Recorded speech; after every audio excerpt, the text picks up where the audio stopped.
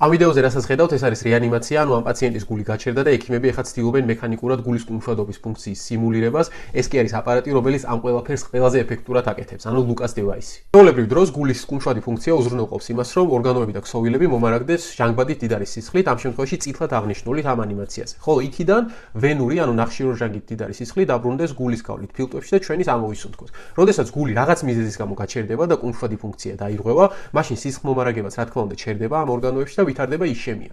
ხოლო ეს იშემია კი ყველაზე საშიშია მაშინ, როდესაც ტვინს ეხება საქმე, რადგან იქ 3 წუთის შემდეგ უკვე შეუქცევადი ზიანი ვლინდება. ამ დროს კი როგორც წესი გულის კუმშვად ფუნქციას იღებენ ხოლმე ექიმები თავის თავზე და ამ გულმკერდის კომპრესიებით ისინი უზრუნველყოფენ ზუსტად აი ამ სისხლის მიმოქცევის ნაწილობრივ აღდგენას, რომ იმ პერიოდში სანამ ის პრობლემა მოგვარდება, რამაც გულის გაჩერება გამოიწვია, ადამიანის ორგანიზმი ისევ იყოს მომარაგებული სისხლით გარკვეულწილად და რაც მთავარია პირველ რიგში თავის ტვინი, რომ არ განვითარდეს იქ იშემია და შეუქცევადი პროცესები